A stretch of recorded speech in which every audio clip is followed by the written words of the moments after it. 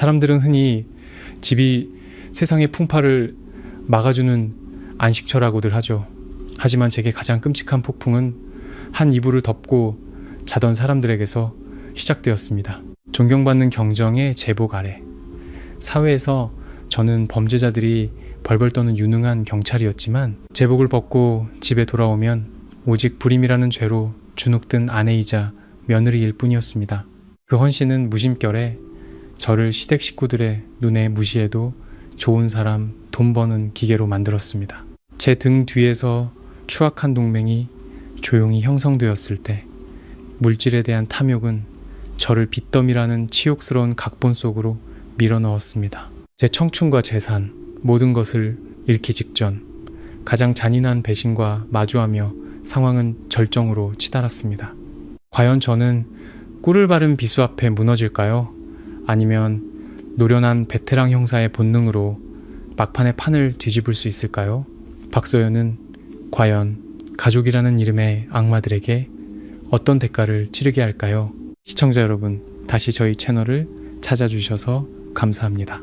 오늘 안온한 행복에서는 박소연 경정의 파란만장한 이야기를 통해 탐욕과 배신의 가면을 한꺼풀씩 벗겨내는 여정을 함께 하겠습니다.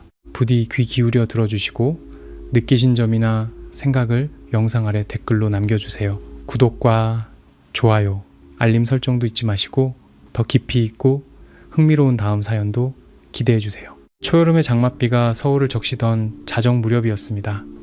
5월의 후텁지근한 공기를 찢는 듯한 바람이 몰아쳤죠. 침대 머리맡 탁상시계의 바늘이 서서히 숫자 1을 향해 가고 있었습니다. 레몬그라스 아로마 오일 향이 은은하게 퍼지는 침실에서 저는 화장대 의자에 미동도 없이 앉아 있었습니다. 어깨에는 경찰 정복 재킷이 반쯤 걸쳐져 있었고 잠 못 이룬 탓에 퀭한 눈은 허공의 한 점을 무표정하게 응시하고 있었죠. 강원도 접경 지역에서 거의 3개월간 이어진 경제 사기 사건 수사를 마치고 막 돌아온 길이었습니다. 3개월 내내 도시락으로 끼니를 때우고 부대원들과 쪽잠을 자며 밀수 조직의 잔머리 굴리는 범죄자들과 맞서 싸우느라 제 몸은 살짝만 건드려도 쓰러질 듯 녹초가 되어 있었습니다. 하지만 현관문을 열고 들어와 부엌에서 새어나오는 따뜻한 노란 불빛을 보았을 때 팽팽했던 긴장감은 저절로 누그러졌습니다. 부엌에서는 다그락거리는 소리가 작게 들려왔습니다. 시어머니인 최 여사님이 따뜻한 생강차를 찻잔에 조심스럽게 따르고 계셨죠. 해숙해진 제 얼굴을 보시자 어머니는 황급히 찻잔을 들고 다가오시며 안타까운 목소리로 말씀하셨습니다. 서연이구나. 모레 온다더니 벌써 왔네. 이렇게 비바람 치는 밤에 위험하게 어떻게 왔어? 얼른 이 생강차 한 잔 마시고 몸 좀 녹여. 그리고 씻으렴. 보일러 켜놨다. 저는 찻잔을 받아들었습니다. 찻잔의 온기가 제 손바닥에 굳은 살 사이로 전해졌습니다. 총을 쥐고 범죄 현장을 뒹굴며 생긴 굳은 살이었죠. 저는 희미하게 웃으며 쉰 목소리로 대답했습니다. 네, 수사팀이 예상보다 일찍 해산해서 밤차 타고 바로 왔어요. 아버님, 어머님, 그리고 진우 씨는 잘 지내셨어요? 최 여사님은 맞은편 의자에 앉아 다정하게 제 머리를 쓰다듬으며 한숨을 쉬셨습니다. TV에서 검거 소식만 나오면 네 이름이 나올까봐 엄마 심장이 철렁 내려앉는데 잘 지내긴 뭘 잘 지내? 진우는 방금 겨우 잠들었어. 요즘 송파에 있는 건설 현장 공사가 늦어져서 며칠 밤을 꼬박 새우며 설계 도면을 수정했거든. 내가 그냥 자라고 엄마가 너 기다리겠다고 했지. 예, 다른 여자들은 다 편한 일 하려고 하는데 너는 왜 그렇게 위험한 곳만 골라다니니?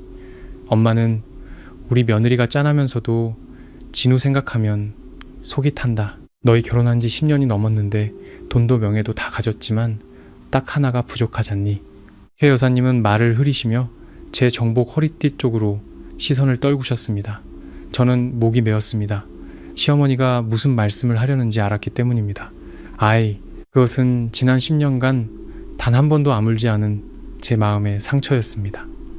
10년의 결혼 생활 동안 저와 이진우는 5번의 시험관 아기 시술을 받았습니다. 수술대 위에 누워있던 날들, 배가 멍들도록 맞았던 호르몬 주사들. 의사가 고개를 저으며 수정란이 착상되지 않았다고 알릴 때마다 희망은 절망으로 무너져 내렸습니다. 그럴 때마다 진우는 저를 껴안으며 말했습니다. 아이가 없어도 평생 당신과 함께 살 거라고. 당신이 가장 중요하다고.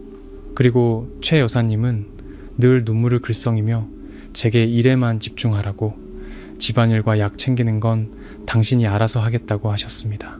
1년 내내 사회의 어두운 면과 마주하는 저 같은 여자에게 시댁의 관용과 이해는 제가 가진 유일한 평화의 성역과도 같았습니다. 저는 좋은 남편과 친딸처럼 며느리를 아껴주시는 시어머니를 만난 것이 정말 행운이라고 스스로에게 말하곤 했습니다. 죄송해요, 어머님. 제 몸이 약해서. 저는 고개를 숙이며 힘없이 말했습니다. 최 여사님은 손을 내저으며 제 손을 잡으셨습니다. 그분의 목소리는 은퇴한 교사답게 따뜻하고 관용이 넘쳤습니다. 얘, 엄마가 널 탓하는 게 아니잖니. 내 말은 이제부터 집안일이나 돈 문제는 엄마한테 맡기라는 거야. 네가 하는 일은 항상 머리가 맑아야 사건을 해결할 수 있잖니. 돈 문제, 살림 문제까지 신경 쓰면 더 피곤하기만 해. 이번 사건 포상금은 얼마나 받았니? 이리 주렴. 엄마가 맡아줄게. 너희 젊은 부부는 씀씀이가 해퍼서 돈 모을 줄을 몰라. 차곡차곡 모아뒀다가 나중에 큰일이 생기거나 다시 치료할 기회가 생기면 그때 써야지. 이 늙은이가 얼마나 더 살겠니? 너희 돈 맡아주는 것도 다 너희 두 사람 미래를 위해서란다. 최 여사님의 말씀은 지난 10년간 늘 그래왔듯 부드럽고 설득력이 있었습니다. 이 집에 며느리로 들어온 날부터 월급, 카드, 그리고 큰 사건을 해결할 때마다 받는 특별 포상금까지 저는 모두 시어머니께 드리고 관리하게 했습니다. 저는 주유비나 기본적인 개인 용돈으로 쓸 몇십만 원만 계좌에 남겨두었죠. 제게 돈은 생활주, 가족의 화목과 신뢰가 가장 중요했습니다. 저는 눈앞에 온화한 시어머니가 제 돈을 단 한 푼이라도 탐내지 않을 것이라 믿었습니다. 저는 찻잔을 내려놓고 낡은 지갑을 열어 은행카드와 함께 오늘 오후에 받은 포상금 현금 500만 원 뭉치를 꺼냈습니다. 네, 이번에는 평소보다 포상금을 많이 받았어요. 이 카드는 어머님이 가지고 계세요. 비밀번호는 저랑 진우 씨 결혼기념일 그대로예요. 제가 너무 바빠서 은행 갈 시간도 없으니 어머님이 생활비 알아서 쓰시고 남거나 모자라면 말씀해 주세요. 최 여사님은 재빨리 돈과 카드를 받으셨습니다. 부엌 불빛 아래 그분의 눈에서 기이한 빛이 스쳐 지나갔습니다. 아주 짧은 순간이었지만 경제 범죄, 수사팀 경정인 제 눈을 피할 수는 없었죠. 하지만 지난 10년간의 맹목적인 신뢰가 제 머릿속에 막 싹튼 의심을 재빨리 덮어버렸습니다. 저는 제가 너무 예민해서 직업적인 의심을 가족에게까지 적용한다고 자책했습니다. 최 여사님은 돈을 외투주머니에 조심스럽게 넣으며 얼굴에 미소를 더욱 환하게 띠셨습니다. 그래, 엄마한테 맡겨두렴.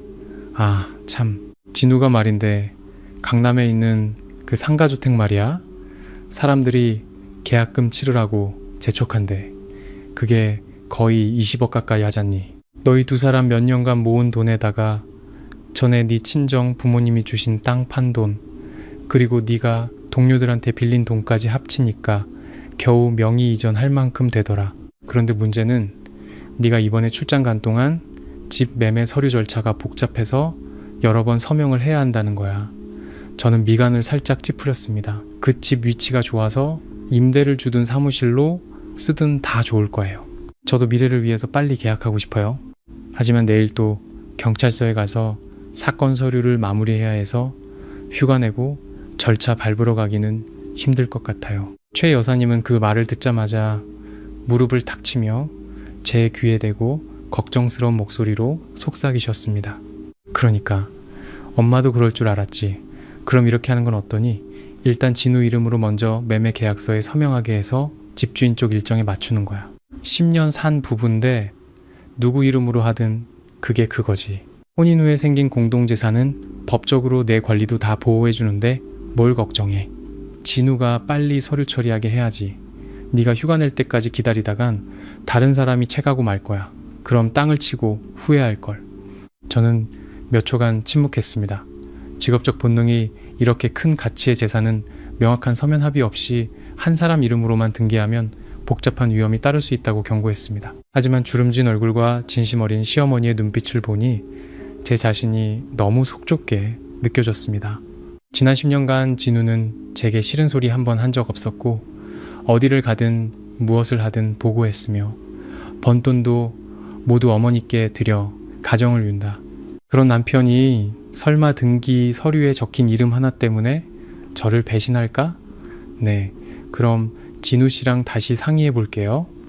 필요하면 제가 위임장을 써줘서 진우 씨가 편하게 처리하게 할게요. 제가 조용히 대답했습니다. 아이고, 가족끼리 위임장은 무슨, 번거롭게. 그냥 진우가 알아서 하게 두고 너는 나라 일에나 집중하렴. 최 여사님은 손을 내저으며 일어나 그릇을 치우셨습니다. 자, 너무 늦었다. 어서 방에 들어가 남편 옆에 누워. 너 기다리느라 겨우 잠들었을 테니. 저는 일어나 나무 계단을 천천히 올라갔습니다. 발소리는 가벼웠지만 가슴은 형언할 수 없는 막연한 불안감으로 무겁게 짓눌렸습니다. 침실 문은 살짝 열려 있었고 복도에서 새어나온 작은 불빛이 침대에 비스듬히 누워 규칙적인 숨소리를 내는 진우의 그림자를 비췄습니다. 저는 조용히 침대 곁으로 다가가 출장에서 돌아올 때마다 하던 습관처럼 남편의 이마에 가볍게 입을 맞추려 몸을 숙였습니다. 하지만 그의 얼굴에 가까이 다가서는 순간 낯선 향기가 코를 찔렀습니다. 제가 늘 사두던 익숙한 섬유 연제 냄새가 아니었고 밤새워 일한 남자의 땀 냄새도 아니었습니다. 그것은 장미와 머스크 향이 어우러진 달콤하고 진한 향수 냄새였습니다. 자신의 지위를 과시하고 싶어하는 젊고 세련된 여자들이나 쓸 법한 비싼 향수였죠. 저는 그 자리에서 멈칫했고 등골이 오싹해졌습니다. 저는 곤히 잠든 진우의 얼굴을 뚫어지게 쳐다봤습니다. 그 얼굴은 여전히 단정하고 지적으로 보였습니다. 일 때문에 걱정하는 듯 미간이 살짝 찌푸려져 있었지만 그의 옷깃에서 나는 낯선 향수, 냄새는 제 오랜 믿음에 커다란 물음표를 던지는 듯 했습니다. 저는 한 걸음 뒤로 물러서며 남편의 책상 위를 재빨리 훑어보았습니다. 책상 위에는 진우의 휴대전화가 화면을 아래로 향하게 놓여 있었고 화면에서는 가끔 새로운 메시지 알림으로 희미한 빛이 새어나왔습니다. 저는 다가갔습니다. 휴대전화에 손을 대기 전 제 손이 살짝 떨렸습니다. 저는 남편의 휴대전화를 확인하는 습관이 없었습니다. 관계에서 가장 중요한 끈은 존중이라고 생각했기 때문이죠. 하지만 오늘 밤 그 향수 냄새와 부엌에서의 시어머니의 눈빛 그리고 깜빡이는 휴대전화까지 모든 것이 뒤섞여 혼란스러운 소리를 내며 제가 한 번도 상상해 본 적 없는 현실을 마주하라고 재촉하는 것 같았습니다. 휴대전화를 들어 올리자 잠금 화면에 저장되지 않은 번호로부터 온 짧은 메시지가 떠 있었습니다. 발신자 이름 대신 장미꽃 이모티콘만 찍혀 있었죠. 집에 잘 도착했어요? 우리 아기 아빠 잘 자요. 내일 일찍 와서 우리랑 같이 있어줘요. 휴대전화 화면의 메시지는 마치 차가운 전류처럼 등줄기를 타고 흘러 제 모든 신경을 곤두서게 했습니다. 우리 아기 아빠, 5번의 실패한 시험관 시술로 배에 흉터만 남긴 채 청춘을 바친 여자에게 그 짧은 5글자는 너무나도 잔인하게 들렸습니다. 저는 책상 옆에 못 박힌 듯 서 있었습니다. 숨이 목구멍에서 턱 막혔습니다. 엄마가 되고 싶었던 갈망, 아이를 낳지 못하는 아내로서의 무력감, 그리고 경찰로서의 본능이 제 마음속에서 격렬하게 충돌했습니다. 저는 고개를 돌려 진우를 보았습니다. 그는 여전히 깊은 잠에 빠져 있었고 한 손을 이마에 올린 채 마치 양심의 가책 따위는 한 번도 느껴본 적 없는 사람처럼 평온한 얼굴이었습니다. 저는 심호흡을 하며 심장 박동을 억지로 정상으로 되돌리려 애썼습니다. 10수년간 범죄 수사를 하며 배운 것이 하나 있었습니다. 위기를 감지했을 때 아마추어는 답을 찾기 위해 미친 듯이 날뛰지만 프로는 증거를 찾기 위해 냉정을 유지해야 한다는 것. 저는 휴대전화를 원래 자리에, 원래 상태 그대로 화면을 아래로 향하게 내려놓았습니다. 잠금을 풀지도 비밀번호를 알아내려 하지도 않았습니다. 장미꽃 이모티콘과 그 5글자만으로도 비밀 수사를 시작하기에는 충분했습니다. 다음날 아침 저는 새벽 5시 30분에 집을 나섰습니다. 길가의 자귀나무 위로 아직 안개가 자욱할 때였죠. 가족들과 아침 식사를 기다리지 않고 경찰서에 급한 일이 생겼다는 짧은 메모만 남겼습니다. 그 후 2주 동안 저는 경찰서에서 미친 듯이 일에 매달렸습니다. 사실은 거리를 두고 조용히 상황을 관찰하기 위해서였죠. 국경 지역의 밀수 사건은 서류 정리 단계에 들어갔습니다. 저는 연일 감사팀을 맞이하고 밤늦게까지 수사팀 회의를 해야 했습니다. 하지만 회의실을 나설 때마다 제 머릿속은 20억짜리 상가주택 생각으로 가득 찼습니다. 그것은 단순한 부동산이 아니었습니다. 제 땀과 눈물이었습니다. 계약금과 1차 중도금을 마련하기 위해 저는 친정 부모님이 허리띠를 졸라매 모아주신 결혼 자금으로 마련했던 땅을 팔아야 했습니다. 거기에 10년간 경찰로 일하며 모은 돈 전부와 동료들에게서 빌린 2건의 큰 대출금까지 더해졌습니다. 대출 서류에 서명할 때마다 제 명예와 책임감이 실려 있었습니다. 그렇게 속이 타들어가는 와중에 진우에게서 전화가 왔습니다. 전화기 너머 그의 목소리는 여전히 따뜻하고 조급해 보였습니다. 서연아, 강남 집주인이 너무 재촉하네. 다른 사람이 5천만 원을 더 얹어줄 테니 그 집을 사겠다고 한대. 어머님이 그러시는데 당신이 와서 서류에 서명할 수 없으면 내가 대신 단독 명의로 이전 등기 계약을 하고 나중에 당신 이름으로 바꾸재. 계약은 이미 끝났고 이제 법무사 사무실 가서 본 매매 계약서에 서명만 하면 돼. 혹시 1시간이라도 짬 내서 올 수 없을까? 저는 책상 위에 두껍게 쌓인 서류 뭉치를 보았습니다. 법무사 사무실 약속 시간과 정확히 겹치는 민원 상담 및 부서회의 일정을 보자 제 눈빛이 어두워졌습니다. 이 우연의 일치는 저를 생각에 잠기게 했습니다. 시어머니는 제가 수사 종결 단계에 들어가면 얼마나 바쁜지 잘 알고 계셨습니다. 진우 씨, 그렇게 큰 재산을 당신 혼자 이름으로 매매 계약하는 건 나중에 절차상 좀 불안한데요. 우리 부서 쪽 변호사님한테 부탁해서 위임장을 작성하거나 매도인 측에 이틀만 더 미뤄달라고 해보는 게 어때요? 전화기 저편에서 몇 초간 침묵이 흘렀습니다. 그러고는 진우의 자존심 상한 듯한 한숨소리가 들려왔습니다. 또 그 형사 말투로 남편한테 말하네. 10년 동안 내가 당신 거 뭐 하나 탐낸 적 있어? 어머님은 집에서 잠도 못 주무시고 일정 맞추려고 동분서주 하시는데 당신은 그런 의심이나 하고 됐어. 당신이 날 못 믿겠으면 매도인한테 계약금 돌려받고 취소하라고 할게. 그런 좋은 집 놓치고 나서 후회는 하지 마. 진우의 이런 심리적 압박을 가하는 토라짐은 늘 효과적인 무기였습니다. 예전 같았으면 그가 이런 수를 쓸 때마다 저는 가족 간의 불화를 원치 않아 한 발 물러서곤 했습니다. 하지만 이번에는 그저 조용히 듣고만 있었습니다. 마음이 차갑게 식어버렸죠. 알았어요. 가서 계약해요. 서류 문제는 당신이 알아서 제때 처리해요. 이틀 후 매매 절차가 완료되었습니다. 저는 시어머니로부터 갓 발급된 등기권리증 사진을 메시지로 받았습니다. 예상대로 소유자란에는 이진우라는 세 글자만 선명하게 적혀 있었습니다. 사진 아래에는 최 여사님의 음성 메시지가 첨부되어 있었습니다. 서연아, 이 등기 서류는 엄마 금고에 안전하게 넣어둘게. 요즘 도둑이 하도 많고 너희 집은 문도 자주 열어놓고 너는 일찍 나가고 늦게 들어오잖니. 여기도 나중에 네가 한가해지면 그때 부부끼리 명예 바꾸는 거 상의하렴.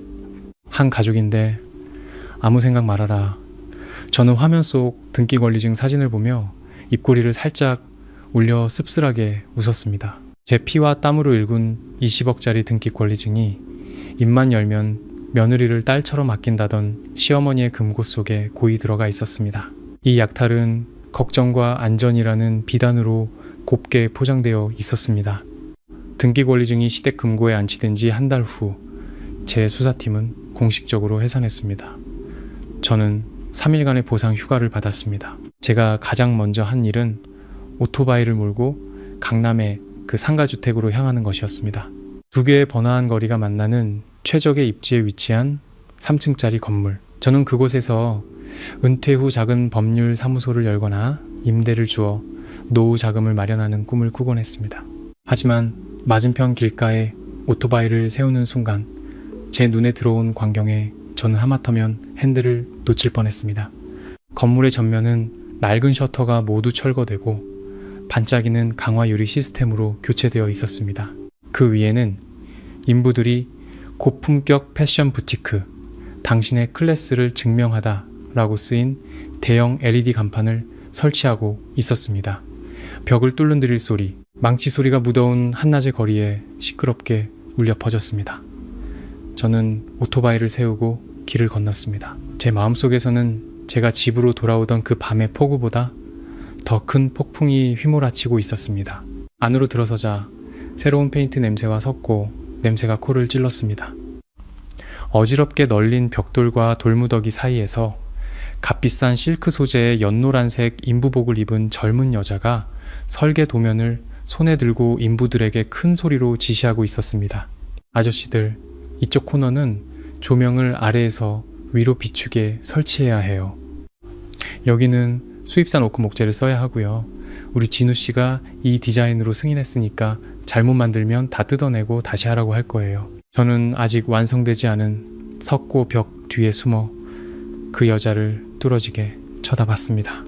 20대 후반쯤으로 보이는 젊은 여자였습니다. 피부는 희고 고왔으며 얼굴은 청초했지만 눈빛에서는 노골적인 실리주의와 야심이 드러났습니다. 얇은 실크 원피스 너머로 배가 살짝 굴러 있었습니다. 우리 진우 씨가 승인했다. 한마디 한마디가 얼음물처럼 제 귀에 꽂혔습니다. 저는 이 목소리를 알아챘습니다. 한 달 전 제 남편에게 잘 자라는 메시지를 보냈던 그 사람과 억양과 톤이 똑같았습니다. 바로 그때 건물 뒷문에서 익숙한 모습의 남자가 걸어 나왔습니다. 손에는 생수 2병이 들려 있었죠. 이진우였습니다. 그는 출근할 때처럼 셔츠 차림이 아니라 편안한 티셔츠를 입고 땀을 뻘뻘 흘리고 있었습니다. 그의 얼굴에는 지난 10년간 제가 거의 보지 못했던 다정함이 가득했습니다. 진우는 그 여자에게 다가가 조용히 물병을 건네고 주머니에서 휴지를 꺼내 그녀의 이마에 맺힌 땀을 닦아주었습니다. 목소리는 역겨울 정도로 부드러웠습니다. 유나씨, 조심해야지. 이렇게 먼지 많은데 왜 들어와 있어? 차에 가서 기다려. 내가 전기공사 마무리되는 것만 보고 점심 먹으러 데려다 줄게. 뭐 먹고 싶어? 아기가 또 먹고 싶다고 조르겠네. 김유나라는 여자는 애교를 부리며 진우의 팔짱을 끼고 그의 어깨에 머리를 기댔습니다. 이 가게가 어떻게 만들어지는지 제 눈으로 직접 보고 싶었단 말이에요. 오빠가 저랑 우리 아기한테 주는 선물인데 티끌 하나라도 흠이 있으면 안 되잖아요. 그런데 그 늙은 아내 문제는 해결했어요? 그 여자가 어슬렁거리는 거 보면 불안하단 말이에요. 이진우는 내연녀의 등을 토닥이며 비웃었습니다. 걱정도 팔자야. 그 여자는 지금 경찰서에서 서류 더미에 파묻혀 있어. 3개월 동안 집에도 안 들어왔는데 뭘. 등기권리증은 엄마가 금고에 꽉 잠가놨어. 감히 손댈 생각도 못할걸? 나한테 튼튼한 아들 하나만 낳아줘. 이 집도 저 집도 다 당신이랑 우리 아들 거야. 저는 가게 밖 낡은 광고판 뒤에 숨어 있었습니다. 두 손은 손톱이 살을 파고들어 피가 배어나올 정도로 꽉 쥐고 있었죠. 가슴이 거칠게 오르내렸고 속에서부터 메스꺼움이 치밀어 올랐습니다. 10년간 함께 살아온 남자, 입만 열면 불경을 외우며 며느리의 안녕을 빌던 시어머니. 알고 보니 제 등 뒤에서는 굶주린 늑대무리가 제 노력의 결실을 갈기갈기 찢어먹고 있었습니다. 그들은 저를 무급 노동자, 다른 이의 행복한 가정을 부양하기 위한 충실한 현금 인출기로 만들었습니다. 저는 뒷걸음질 쳤습니다. 한 걸음 한 걸음 시끄럽게 공사 중인 현장을 빠져나왔습니다. 한낮의 뜨거운 햇살이 제 얼굴에 내리쬐었습니다. 눈부시고 따가웠죠. 저는 뒤돌아 길가에 주차된 진우의 차를 보았습니다. 차 유리에는 제가 들어본 적 없는 다른 고급 아파트 단지의 출입증이 붙어 있었습니다. 저는 현장을 덮치지 않았습니다. 지금 소란을 피우면 진우와 그의 어머니가 즉시 단독명의 등기권리증의 법적 허점을 이용해 재산을 빼돌리거나 임대계약을 합법화할 것이라는 걸 알았기 때문입니다. 게다가 저는 그 고상한 척하는 시어머니가 이 끔찍한 각본에서 어떤 역할을 했는지 아니면 그녀 역시 진우에게 속은 것인지 확실히 알아야 했습니다. 직감은 후자가 아니라고 말했지만 저는 흑백으로 소리로 기록된 반박할 수 없는 증거가 필요했습니다. 저는 휴대전화를 꺼내 형사과 기술팀 동료에게 전화를 걸었습니다. 여보세요, 민준아. 초소형 녹음기랑 위치 추적기 좀 구해줄 수 있어? 배터리가 오래가서 2주 정도 연속으로 작동되는 걸로. 이따 저녁에 가지러 갈게. 초소형 녹음기는 제 손안에서 차갑고 가볍게 느껴졌습니다. 이 장비는 지향성 칩을 사용해 잡음을 최대한 걸러내고 보안된 이동통신망을 통해 개인 클라우드 계정으로 데이터를 실시간 전송할 수 있었습니다. 오후 4시에 집에 돌아왔습니다. 중심가에 위치한 3층짜리 집은 이상할 정도로 조용했습니다. 최 여사님은 시장에 가셨고 진우는 분명 내연녀의 고급 패션 부티크 공사 현장에서 바쁠 것이었습니다. 저는 천천히 2층으로 올라가 시어머니의 침실로 향했습니다. 방 안에서는 은은한 향, 냄새가 났습니다. 벽에 붙은 자개장 위에는 불경이 반듯하게 놓여 있었고 그 옆에는 오래된 나무 염주가 있었습니다. 이 위선적인 청정함에 저는 가슴이 답답해졌습니다. 방 안을 둘러보다가 침대 머리맡 탁자에 놓인 도자기 스탠드에 시선이 멈췄습니다. 최 여사님이 매일 저녁 불경을 외우며 앉아 계시던 곳이자 가까운 사람들과 자주 통화하던 곳이었죠. 노련한 형사의 능숙하고 재빠른 동작으로 저는 스탠드 받침 아래 작은 틈에 녹음기를 부착했습니다. 스탠드를 뒤집어 보지 않는 한 아무도 발견할 수 없는 사각지대였죠.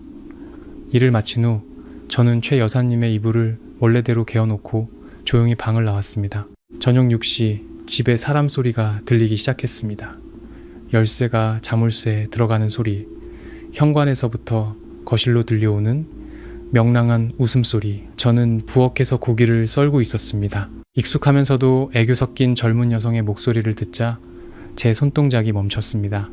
최 여사님이 활기차게 문을 열고 먼저 들어오셨고 그 뒤를 이진우와 넓은 크림색 원피스를 입은 젊은 여자가 따랐습니다. 다름 아닌 김유나였습니다. 제가 지난 10년간 애써 가꿔온 이 성스러운 공간에 그 여자가 버젓이 나타난 것은 마치 제 뺨을 정면으로 후려치는 것과 같았습니다. 서연아, 손님 왔다. 어서 나와서 인사하렴. 최 여사님이 기쁜 목소리로 크게 외쳤습니다. 저는 칼을 도마 위에 내려놓고 앞치마에 손을 닦으며 거실로 나갔습니다. 제 얼굴은 아무런 동요 없이 평온했고 형사의 눈빛으로 제 앞에 선 세 사람을 조용히 훑었습니다. 김유나는 저를 보자마자 순간 당황한 기색을 보였지만 이내 자연스러운 표정을 되찾고 활짝 웃으며 공손하게 고개를 숙였습니다. 안녕하세요, 형님. 저는 김유나라고 해요. 최 여사님 외가 쪽 먼 친척 조카이기도 하고 디자인 파트너이기도 해요. 여사님이랑 진우 오빠가 형님 칭찬을 입이 닳도록 하셔서 오늘에야 뵙게 되네요. 경정님. 옆에 서 있던 진우는 제 시선을 피하며 비싼 과일 바구니를 식탁에 내려놓느라 바쁜 척 했습니다.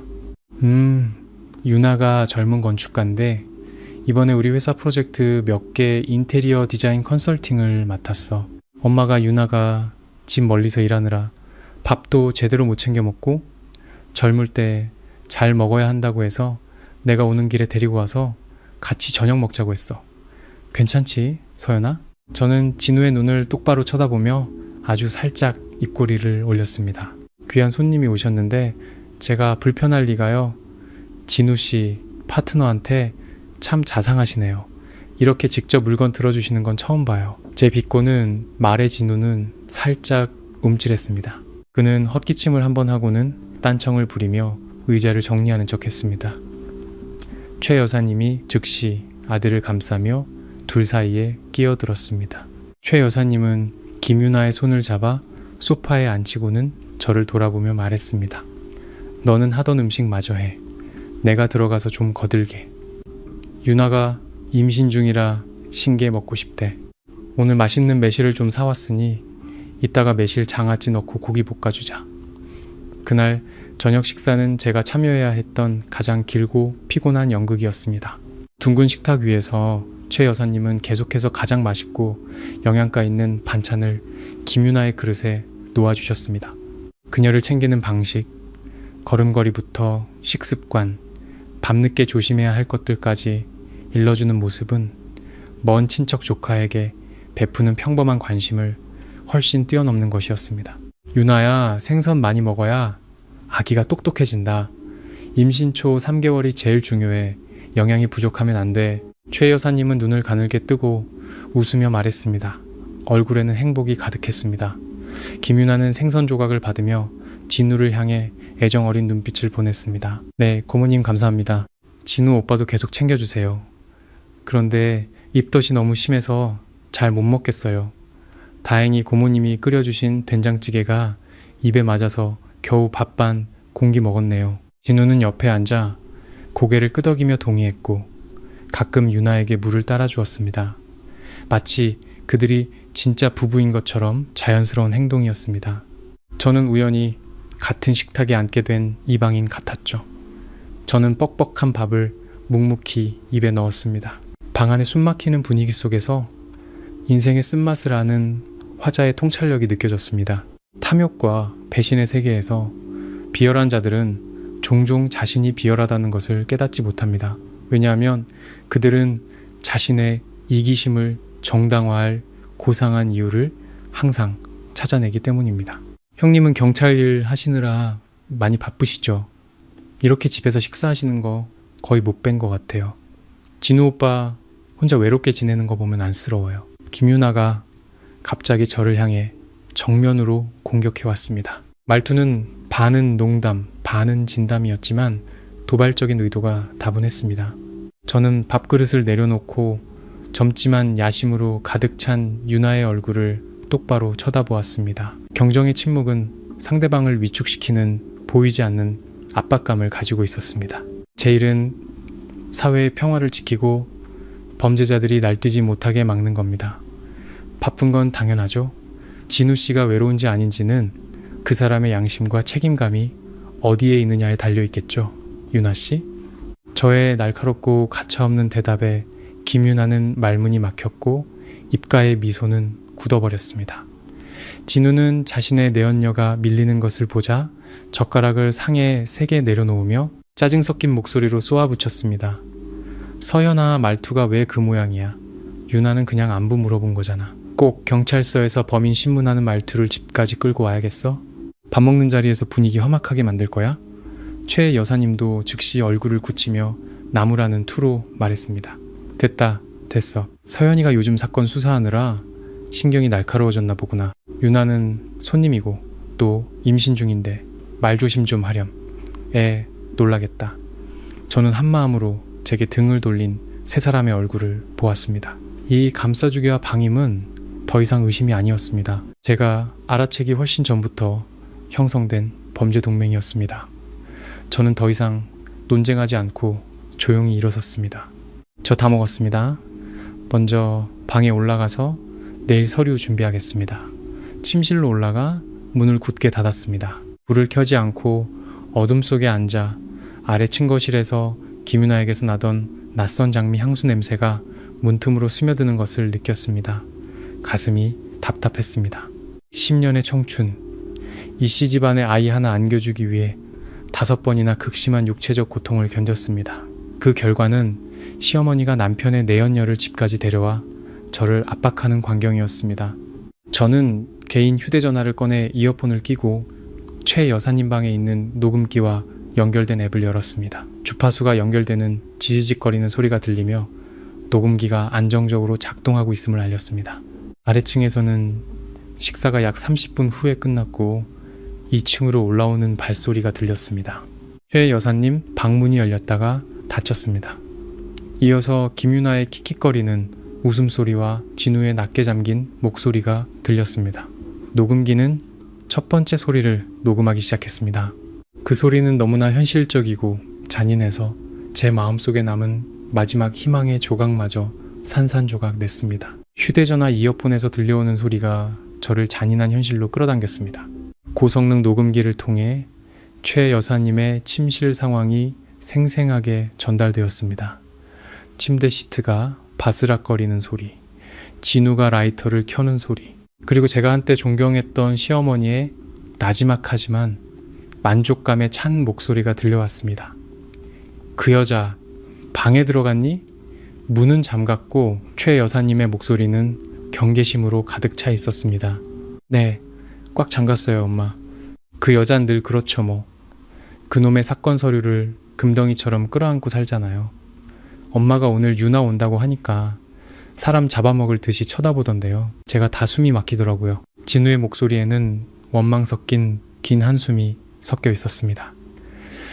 에휴, 신경 쓰지 마라. 걔가 아무리 잘나고 높은 자리에 올라가 봤자 애도 못 낳는 여자는 그저 마른 나뭇가지일 뿐이야. 우리 이 씨집안 때를 걔 때문에 끊을 수는 없지. 유나야, 이리 와서 엄마 좀 보자. 걸을 때 조신하게 걷고 이제 겨우 임신 2개월 반이라 아직 불안정하단다. 김유나의 가벼운 발소리가 침대에 가까이 다가왔습니다. 그녀의 목소리는 애교와 걱정이 섞여 있었습니다. 어머님, 근데 박서연 형님 너무 날카로운 것 같아요. 아까 저를 쳐다보는데 마치 모든 걸 다 알고 있는 것 같은 느낌이었어요. 혹시 그 강남집 사람 시켜서 조사해보는 거 아닐까요? 진우 오빠 단독 명의이긴 하지만 돈은 다 그 여자가 마련한 거잖아요. 최 여사님의 말은 웃음소리가 전파를 타고 들려왔습니다. 알긴 뭘 알아.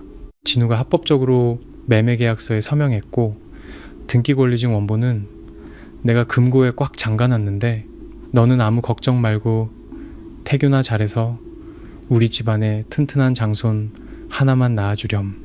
며칠 있다가 진우 시켜서 사업하다가 빚을 졌다고 그 여자랑 싸우게 할 거야. 그래서 혼전 재산 분할 약정서나 그 집 권리 포기 각서에 서명하게 만들 거다.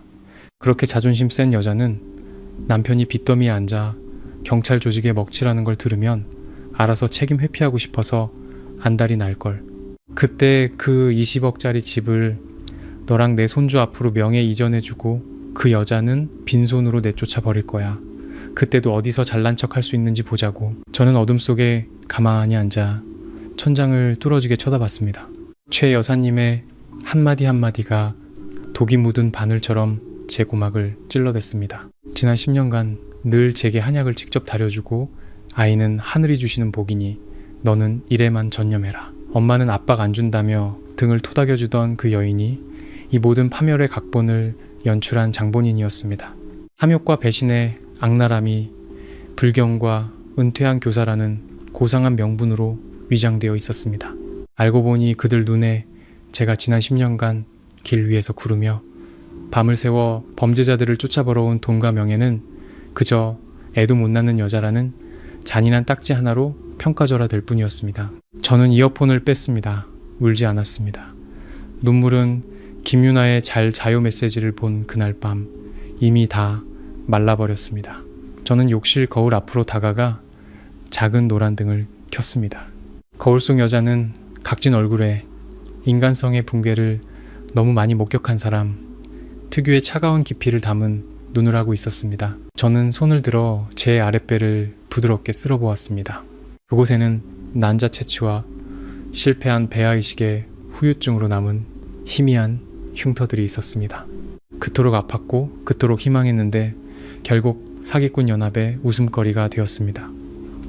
다음날 아침 저는 평소보다 일찍 경찰서에 출근했습니다. 낡은 사건 서류 대신 보안 설정된 개인 컴퓨터에 빈 문서 파일을 열었습니다.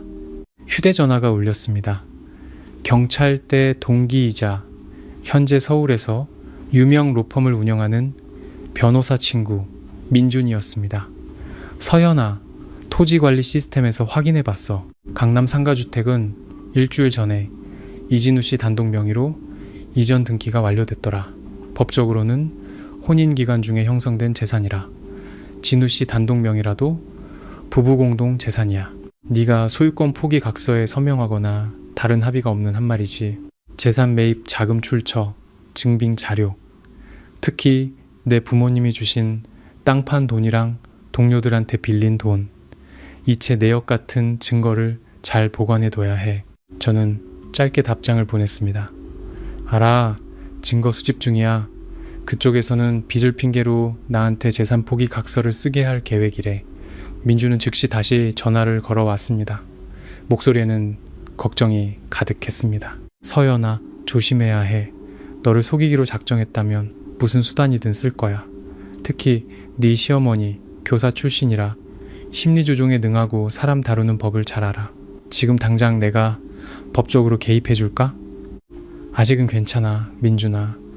제 목소리는 무서울 정도로 차분했습니다. 경제사범이나 탐욕에 눈먼 범죄자들은 그들이 모든 범행을 드러내기 전에 너무 일찍 막아서면 발뺌하며 피해자 코스프레를 할 거야. 난 그들이 스스로 이 각본을 절정으로 밀어붙이게 하고 싶어. 그들이 승리를 눈앞에 뒀다고 생각하는 순간 그때가 바로 내가 그물을 거둘 때야.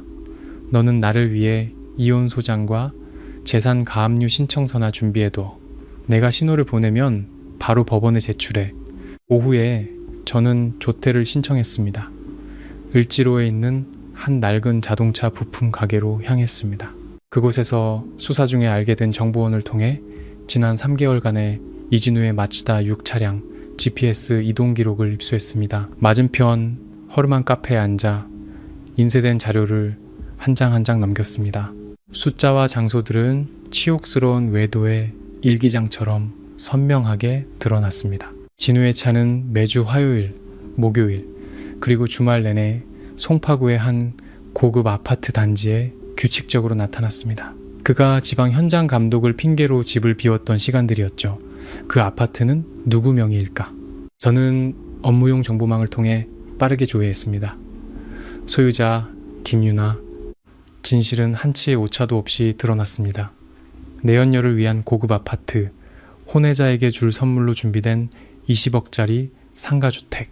이진우 모자의 계산은 너무나도 정확하고 냉혹해서 10년 부부의 정이라는 것이 얼마나 허망한지 소름이 돋을 정도였습니다. 그날 저녁 집에 도착했을 때 거실의 분위기는 갑자기 변해 있었습니다. 전날 저녁 식사 때의 냉담함과 회피는 온데간데 없었죠. 대신 진우가 헝클어진 머리로 소파에 주저앉아 있었습니다. 두 손을 꽉 쥔 채 겁에 질리고 절망적인 표정이었죠. 최 여사님은 옆에서 계속 흐느끼며 눈물을 닦았고 입으로는 절망적인 기도를 중얼거렸습니다. 제가 들어서는 것을 보자 최 여사님은 즉시 달려와 제 손을 꽉 잡았습니다. 목소리는 기절할 듯 떨렸습니다. 서연아, 우리 진우 좀 살려줘. 우리 집에 재앙이 닥쳤다, 얘야. 저는 시어머니에게 이끌리는 대로 가만히 서 있었습니다. 진우를 바라보았습니다. 그는 몰락한 죄인의 역할을 너무나도 실감나게 연기하고 있었죠. 무슨 일이세요, 어머님? 진우 씨 왜 그래요? 저는 들키지 않을 정도로만 걱정스러운 척 물었습니다. 진우가 고개를 들어 저를 보았습니다. 눈은 붉게 충혈되었고 목소리는 고통으로 갈라져 있었습니다. 서연아, 미안해. 나 파산했어. 사기당했어. 여보. 그는 그렇게 말하며 무릎에 머리를 밟고 극도의 절망감을 표현했습니다. 제가 어젯밤 녹음 파일에서 들었던 그 연극이 드디어 막을 올린 것이었습니다. 이진우는 바닥에 무릎을 꿇고 두 손으로 제 무릎을 붙잡았습니다. 깡말은 건축가의 가슴에서 터져나오는 흐느낌은 참으로 애처롭게 들렸습니다. 몇 달 전에 저였다면 아마도 당황해서 함께 무릎을 꿇고 남편을 껴안으며 이 하늘에서 떨어진 재앙을 함께 짊어지려 했을 겁니다. 하지만 지금 저는 오래된 석상처럼 가만히 서서 한때 남편이라 불렀던 남자의 헝클어진 머리를 내려다볼 뿐이었습니다. 수사관의 본능은 그의 떨리는 어깨의 모든 움직임이 거짓임을 분명히 알려주었습니다. 진명이를 넘기게 하려는 빚더미 연극은 제가 침대 스탠드 아래 숨겨둔 녹음기에서 들었던 그대로 시작되었습니다. 옆에 있던 최 여사님은 숨이 넘어갈 듯 통곡하며 분에 못 이겨 가슴을 쿵쿵 쳤습니다. 아이고 서연아, 우리 진우가 사람들 말에 소가 동업 투자를 했다가 그 나쁜 놈한테 20억 사기를 당했단다. 이제 사채업자들이 3일 안에 돈을 다 갚거나 담보를 내놓지 않으면 진우 다리를 자르고 네 직장까지 찾아가서 망신을 주겠다고 협박한대. 우리 집 이제 끝났다 얘야. 진우는 눈물 범벅이 된 얼굴을 들어 뉘우치는 기색이 역력한 쉰 목소리로 말했습니다. 내가 잘못했어 서연아. 그냥 돈 좀 더 벌어서 이 집안 편하게 해주고 당신 야근 안 하고 편하게 살게 해주고 싶었을 뿐인데 그 김 사장이란 놈이 나한테 덫을 놓을 줄은 몰랐어. 내 서명이 들어간 차용증까지 있으니 꼼짝없이 당하게 생겼어. 너무 치욕스러워. 난 당신 남편 될 자격도 없어. 차라리 내가 죽어서 빚을 갚을게. 당신 명예랑 경력에 누를 끼칠 수는 없잖아. 진우가 제 경력과 명예를 들먹이는 것은 가장 악랄한 심리적 공격이었습니다. 그는 경찰관에게 조직의 명예와 위신이 얼마나 중요한지 가족의 빚 문제로 더럽혀질 수 없다는 것을 잘 알고 있었습니다. 그는 바로 그 두려움을 이용해 저를 협박하려 한 것입니다.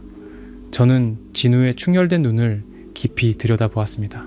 인생의 쓴맛을 아는 화자의 시선으로 모든 것을 꿰뚫어 보았습니다. 탐욕이 인간성을 잠식하면 사람들은 최종 목표를 달성하기 위해서라면 가장 비참하고 비굴한 역할도 기꺼이 연기합니다.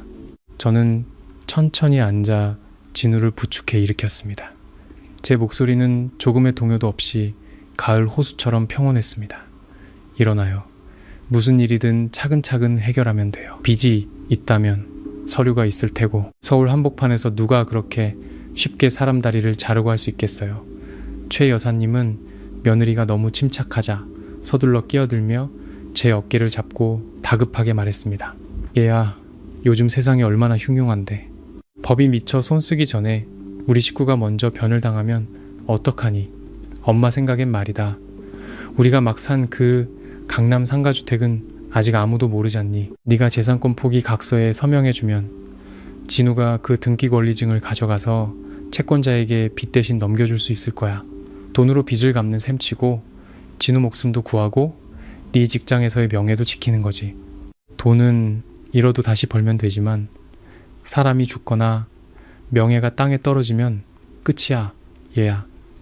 연극은 끝났고 마침내 여우꼬리가 드러났습니다. 그 모든 눈물과 통곡의 최종 목적은 결국 20억짜리 집의 나머지 절반 소유권마저 저에게서 빼앗기 위한 위조된 서류 한 장이었습니다. 생각할 시간을 주세요, 어머님.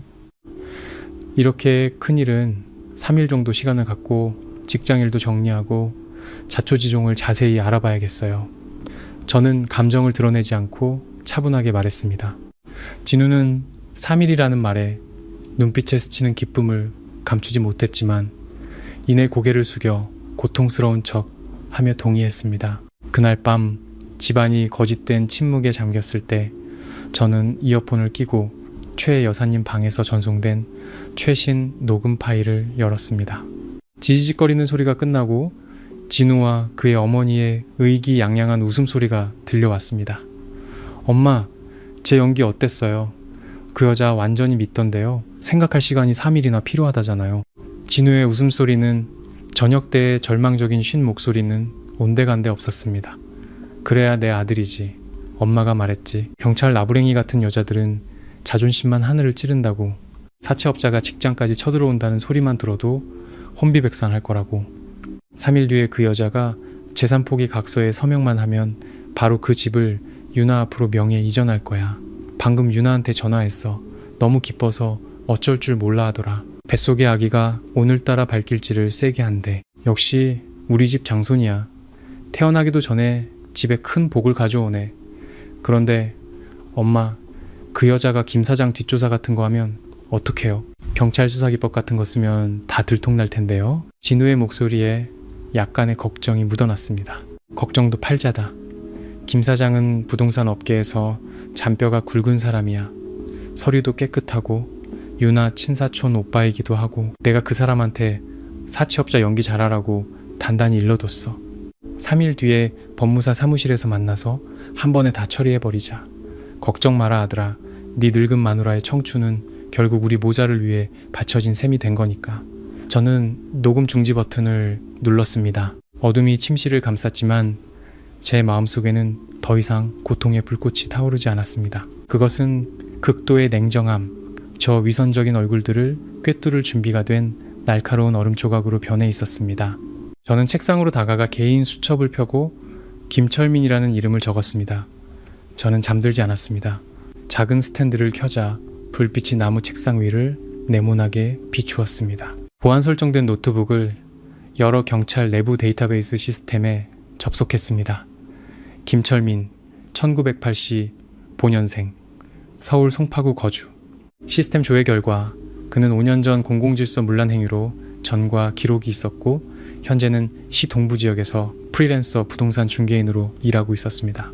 하지만 가장 중요한 것은 인적 관계 정보에 그가 김유나의 친사촌 오빠, 즉 어머니 쪽 큰아버지의 장남이라는 사실이 명확히 표시되어 있었다는 점입니다. 시어머니, 남편, 내연녀, 그리고 내연녀의 사촌 오빠까지 이어지는 완벽한 폐쇄형 사기 조직. 그들은 완벽한 연극을 꾸며 거짓 눈물과 피로 제 모든 재산과 명예를 묻을 구덩이를 팠습니다. 다음날 아침 3일의 유예 기간 중 첫날, 저는 지능범죄수사대 대장이자 제 직속상관인 정 반장님을 찾아갔습니다.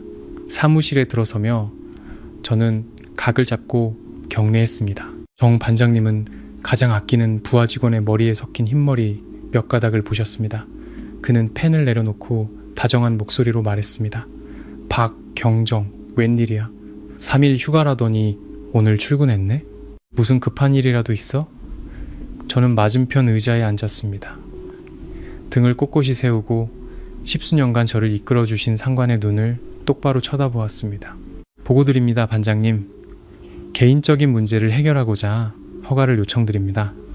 하지만 이 문제는 전과가 있는 대상과 연관되어 있으며 사기 및 재산 갈취를 위한 계획범죄의 정황이 있습니다. 이 일이 부서의 명예에 누가되지 않도록 할 것을 약속드립니다. 오히려 법규에 따라 철저히 처리하겠습니다. 정 반장님은 눈을 가늘게 뜨고 저를 보셨습니다. 수많은 경제사건을 다뤄본 그는 제 이런 말투가 매우 심각한 문제라는 것을 알아차렸습니다. 그는 제게 물컵을 밀어주며 목소리를 낮췄습니다. 자네 집안일인가? 요즘 안색이 안 좋다는 얘기가 들리던데 우리 팀원들 지원이 필요하면 말하게. 저는 고개를 저으며 옅은 미소를 지었습니다. 아닙니다, 반장님. 집안일은 제가 직접 그물을 치겠습니다. 다만 3일 뒤에 빚쟁이를 자처하는 자들이 경찰서 정문 앞에서 소란을 피울 경우를 대비해 경비팀에서 법에 따라 즉시 공무집행방해로 현행범 체포할 수 있도록 미리 보고드리는 것뿐입니다. 알겠네. 자네가 알아서 처리하게. 우리 같은 사람들은 집안이 평안해야 머리가 맑게 돌아가서 도둑을 잡을 수 있는 법이지. 확실하게 처리하게. 경찰 경정의 명예가 길거리 잡배들 때문에 더럽혀지는 일은 없어야지.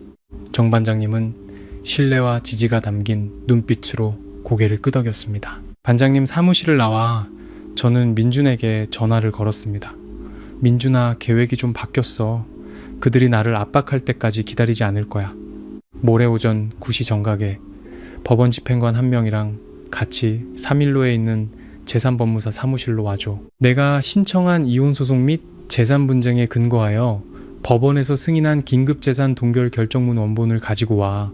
서연아, 확실해? 그들의 빚 독촉 시나리오는 어디까지 진행됐는데? 민준의 걱정스러운 목소리가 들려왔습니다. 모레 만나서 서류에 서명하자고 약속했어. 난 서명할 거야. 하지만 잉크가 마르기도 전에 법원 집행관 손에서 재산 동결 결정문을 받아든 그들의 얼굴을 보고 싶어. 그들의 20억이 더 큰지 아니면 법의 그물이 더 넓은지 말이야. 약속된 3일의 유예 기간 중 이틀째 오후 2시 번호판 뒷부분이 가려진 검은색 픽업 트럭 한 대가 갑자기 나타나 제 집 앞 길가에 급하게 멈춰섰습니다. 차에서 남자 셋이 내렸습니다. 앞장선 남자는 상의를 벗어 목부터 팔까지 이어지는 현란한 문신을 드러냈고 뒤따르는 두 남자는 찢어진 가죽 재킷을 입고 손에는 붉은 페인트가 가득 담긴 통을 들고 있었습니다. 저는 그때 1층 거실에 앉아 있었습니다. TV도 휴대전화도 보지 않고 강화 유리문 너머 작은 마당을 조용히 바라보고 있었습니다. 곧이어 저속한 욕설이 터져나오며 조용한 주택가의 정적을 깼습니다. 빚 떼어먹은 이진우. 어디 갔어? 20억 떼어먹은 새끼. 낯짝 좀 보자. 오늘 돈 안 갚으면 내 집 다 부수고 내 놈 집안 전체가 고개도 못 들고 다니게 페인트로 칠해버릴 줄 알아. 고함 소리가 끝나자마자 철썩하는 소름 끼치는 소리가 들렸습니다. 붉은 페인트 2통이 셔터문과 하얀 대리석 외벽에 그대로 쏟아 부어졌습니다. 신어 냄새와 공업용 페인트의 역한 냄새가 문틈으로 스며들어 거실 안으로 퍼졌습니다. 최 여사님은 2층에서 비명을 지르며 내려오다가 마지막 계단에서 발이 꼬여 넘어질 뻔했습니다. 최 여사님은 제 팔에 매달려 목소리가 덜덜 떨리다 못해 거의 비명에 가까웠습니다. 서연아, 걔네들 진짜 왔어. 문에 페인트 칠 좀 봐. 세상에 이런 망신을 당하고 내가 어떻게 살아. 너 경찰이잖아. 동료들 불러서 저놈들 잡아놓으라고 해. 왜 가만히 앉아있기만 해. 진우도 부엌 구석에서 나왔습니다. 얼굴은 핏기 하나 없이 창백했고 무서운 척 벌벌 떨었지만 그의 눈은 연극의 효과를 확인하려는 듯 재빨리 문 밖을 훑었습니다. 그는 머리를 감싸쥐고 바닥에 주저앉아 신음했습니다. 나 죽겠다. 서연아, 김 사장이 진짜 부하들을 보냈어. 제때 돈 안 갚으면 날 죽일 거야. 제발 날 좀 살려줘. 내가 빌게. 저는 그들 모자의 연기를 지켜보았습니다. 공황에 빠진 모든 동작, 모든 울음소리가 제가 녹음 파일에서 들었던 음모와 완벽하게 일치했습니다. 인생의 쓴맛을 아는 화자의 시선으로 탐욕의 추악한 본질을 파헤쳤습니다. 사람들은 남의 것을 빼앗고 싶을 때 자신이 사는 집을 더럽히는 것도 서슴지 않습니다. 그 오물이 상대를 궁지로 몰아넣을 만큼 강력하다면 말이죠. 저는 천천히 최 여사님의 손을 떼어냈습니다. 일어서서 구겨진 티셔츠를 정리하고 문으로 다가갔습니다. 셔터문은 열지 않고 작은 창문만 열어 밖을 내다보았습니다. 멀리서 몇몇 이웃이 호기심 어린 눈으로 고개를 내밀고 있었습니다. 저는 뒤돌아 진우를 똑바로 쳐다보았습니다. 목소리는 파도 한 점 없는 바다처럼 차가웠습니다. 이진우 씨, 당신이 남에게 돈을 빌렸다면 그들이 찾아와 갚으라고 하는 건 당연한 이치예요. 하지만 여긴 우리 부부의 공동주택이고 저들이 페인트를 뿌린 건 명백한 재물 손괴의 행위예요. 당신은 가만히 앉아 있어요.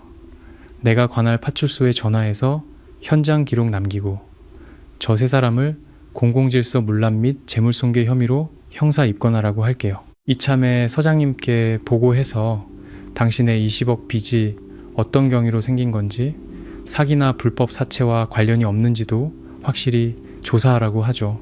제 말이 끝나자마자 진우와 최 여사님의 얼굴이 새하얗게 질렸습니다. 만약 파출소 경찰이 정말 출동해서 김철민의 부하들이 잡혀가 신문을 받는다면 단 3마디 질문만으로도 이 모든 것이 조작된 연극임이 드러날 것이었습니다. 그때가 되면 그들이 등기권리증을 손에 넣기도 전에 사기 및 재산 갈취 혐의가 먼저 그들의 진문을 두드릴 것이었습니다. 최 여사님은 즉시 펄쩍 뛰며 달려와 제 손에서 휴대전화를 낚아챘습니다. 당황한 나머지 목소리가 갈라졌습니다. 안 돼. 경찰에 신고하면 안 돼. 너 미쳤니, 서연아? 경찰에 신고하면 진우 빚진 사실이 온 동네에 소문나. 내 직장에서 알면 네가 그 경정 자리 지킬 수 있을 것 같아? 사람들이 경찰 경정 남편이 불법 사채 썼다고 손가락질 할 텐데 그때 누구 얼굴 보고 살래? 절대 신고 못해. 절대 안 돼. 진우도 황급히 달려와 제 발 아래 무릎을 꿇었습니다. 두 손으로 제 허리를 붙잡고 울며 애원했습니다. 서연아, 내가 빌게. 김 사장이 그랬어. 경찰만 보이면 내가 차용증에 서명하는 동영상을 전부 SNS에 뿌려버리겠다고. 그럼 당신 명예는 끝장이야. 나 같은 쓰레기 때문에 아내의 인생을 망치고 싶지 않아. 제발 이번 한 번만 날 살려줘. 당신이 그 강남 상가주택 권리 포기 각서에만 서명해주면 내가 그 등기 권리증을 그 사람한테 넘겨서 빚을 탕감받을게. 내가 빌게 제발 이 가정을 지켜줘. 저는 제 발 아래 무릎 꿇은 남자를 보며 윗속에서부터 역겨움이 치밀어 오르는 것을 느꼈습니다. 제 돈으로 산 등기 권리증에 단독 명의로 이름을 올린 10년 된 남편. 이제는 자기 집에 페인트를 뿌리고 아내의 직업적 명예를 인질 삼아 남은 절반의 재산마저 자신과 내연녀에게 바치라고 강요하고 있었습니다. 혈육이라는 이름 아래 꾸며진 더러운 연극이었습니다. 저는 진우를 내려다보며 일부러 길게 한숨을 쉬었습니다. 지치고 포기한 듯한 표정을 지으며 말했죠. 알았어요, 일어나요. 파출소에 신고 안 할게요. 그 강남 상가주택은 제 명예의 평온을 사는 값이라고 생각하죠. 김 사장이라는 사람한테 연락해요. 내일 오전 9시 정각에 법무사 사무실에서 만납시다. 제가 그 집에 대한 재산권 포기 각서에 서명할 테니 당신이 알아서 빚을 갚도록 하세요. 진우는 그 말을 듣자마자 마치 금이라도 주운 듯 두 눈이 반짝 빛났습니다. 그는 황급히 눈물을 닦고 벌떡 일어났습니다. 정말이야? 약속했어. 역시 내 아내는 도량이 넓고 대의를 생각할 줄 아는 사람이야. 내가 지금 바로 김 사장한테 전화해서 부하들 철수시키고 더 이상 당신 귀찮게 하지 말라고 할게. 그는 돌아서서 전화를 걸며 걸어갔습니다. 방금 전에 떨리던 목소리는 온데간데 없고 전리품을 거두기 직전에 조급함만 남아 있었습니다. 옆에 서 있던 최 여사님도 안도의 한숨을 내쉬었습니다. 그녀는 제 휴대전화를 재빨리 자기 주머니에 숨기고는 목소리를 바꿔 살갑게 말했습니다. 그래야 우리 착한 며느리지. 돈은 있다가도 없는 거야. 진우 목숨이랑 내 명예를 지키는 게 중요하지. 자, 너는 방에 올라가서 쉬어라. 이 페인트 자국은 엄마랑 진우가 알아서 치울 테니 손 하나 까딱할 필요 없어. 저는 돌아서서 계단을 올라갔습니다. 발걸음은 무거웠지만 흔들림이 없었습니다. 저는 문 밖에서 문신을 한 세 남자가 진우의 신호를 받고 차를 타고 떠나는 것을 알았습니다. 심리전은 끝났고 그들이 저를 위해 파놓은 함정은 이제 제가 그들의 목을 조를 올가미가 되었습니다. 침실로 돌아와 문을 닫았습니다. 두 번째 휴대전화, 즉 경찰 전용 보안폰을 정복 안주머니에서 꺼냈습니다. 민준에게 전화를 걸었습니다. 민준아, 물고기가 미끼를 완전히 물었어. 내일 오전 9시 정각 3일로 제3법무사 사무실. 그들은 자신들이 꾸민 빚더미 함정에 스스로 빠졌어. 서울가정법원에서 발부한 긴급재산 동결 결정문. 원본 잊지 말고 가져와. 다 준비해놨어, 서연아. 법원 집행관도 출동 준비 끝났고 내일 그들은 법무사 사무실에서의 모든 거래 과정과 상황을 증거로 기록할 거야. 근데 서연아, 그들이 김윤아를 데려와서 바로 명예 이전을 하려고 할 수도 있다는 생각은 해봤어? 민준이 전화기 너머로 물었습니다. 저는 희미하게 미소 지었습니다. 서리처럼 차가운 미소였죠. 당연하지. 최 여사님의 탐욕스럽고 조급한 성격상 뒤탈을 막기 위해 김윤아 뱃속의 장손에게 즉시 그 집을 합법적으로 넘겨주고 싶어 할 거야. 그들이 사람을 많이 끌고 올수록 내일의 연극은 관객이 더 많아져서 재밌어지겠지. 걱정 마. 내일은 그들이 배신의 대가가 무엇인지 뼈저리게 느끼게 될 날이니까. 심판의 날을 앞둔 마지막 밤은 소름 끼치도록 고요한 분위기 속에서 흘러갔습니다. 제 손으로 직접 갖고 온 따뜻한 불빛으로 가득했던 3층짜리 집은 이제 역한 신혼 냄새로 가득 찼습니다. 문 밖의 붉은 페인트 자국은 오후에 진우 모자가 서둘러 닦아냈지만 대리석 틈새에 스며든 검붉은 얼룩은 지워지지 않았습니다. 마치 탐욕의 오점이 이 가족에게 뿌리 내린 것처럼 말이죠. 밤 11시 저는 3층 구석의 작은 서재에 앉아 있었습니다. 모든 불을 끄고 오직 수사용 손전등의 희미한 불빛만이 가죽 수첩을 비추고 있었습니다. 흰 종이 위에 저는 검은 잉크펜으로 이진우, 최은숙, 김윤아 그리고 김철민으로 이어진 사기동맹의 관계도를 그렸습니다. 모든 시간대, 돈을 받은 은행 계좌, 그리고 지난 10년간의 자금 흐름이 마치 완벽한 공소장처럼 날카롭고 정확한 화살표로 정리되었습니다. 딸깍, 이어폰에서 작은 소리가 났습니다. 저는 휴대전화의 볼륨을 살짝 높였습니다. 2층 침대 스탠드 아래 숨겨둔 녹음기를 통해 서류가 바스락거리는 소리와 최 여사님의 들뜬 목소리가 선명하게 들려왔습니다. 이 재산 소유권 포기각서, 이렇게 쓰면 확실한 거지? 내일 그 늙은 여편네가 서명만 하면 바로 효력이 생기는 거 맞지? 최 여사님의 목소리는 조급함이 묻어났습니다. 네, 엄마, 김 사장이 자기네 부동산 쪽 변호사 시켜서 작성한 거예요. 내용은 박서연이 강남 상가주택에 대한 모든 권리와 의무를 자발적으로 포기하고 모든 처분 권한을 저에게 위임한다는 내용이에요. 제가 김 사장한테 제 이름에서 김유나 이름으로 바로 소유권 이전하는 계약서도 준비하라고 했어요. 세금 탈루도 하고 재산도 빨리 처리할 겸 상징적으로 2억에 넘기는 걸로 해서 내일 오전에 다 끝내려고요. 그 법무사 사무실은 김 사장 단골이라 공증인도 빨리 처리해 줄 거예요. 진우가 목구멍에서 킬킬거리는 소리를 냈습니다. 그는 담배를 깊게 빨아들인 후 연기를 내뿜으며 말했습니다. 유나가 오후 내내 문자 보내더라고요. 내일 자기 이름으로 등기권리증 받으면 바로 제 맛지다 6 차량 명의를 제 앞으로 이전해 주겠대요. 제가 덜 초라해 보일 거라면서. 그 박소연이라는 여자는 10수년째 오토바이나 타고 다니면서 제 차가 다른 사람 명예인 줄도 모르고 회사 차인 줄 알았잖아요. 생각할수록 웃기면서도 그 여자 멍청한 게 불쌍하기까지 하네요. 에휴, 맨날 시체랑 범죄자들만 들여다보는 여자가 머리가 거기서 거기지. 경정이랍시고 잘난 척은 결국 우리 집안 호강시켜주는 돈 버는 소나 마찬가지였어. 너 엄마가 쓰던 낡은 가계부 꼭 챙겨가라. 그 여자 포상금으로 내가 사뒀던 금붙이들은 전부 유난의 집 금고로 옮겨놨다. 내일 일 끝나면 우리 모자는 바로 송파로 가서 유난애랑 같이 살자. 이 집 페인트 자국은 그 여자 혼자 치우라고 내버려둬. 그때 그 잘난 경정님 낯짝을 어디다 둘지 구경이나 하자고. 저는 이어폰을 뺐습니다. 조용히 책상 위에 내려놓았죠. 어둠 속에서 극심한 눈의 피로로 인해 두 줄기 눈물이 저절로 흘러내렸지만 흐느낌은 없었습니다.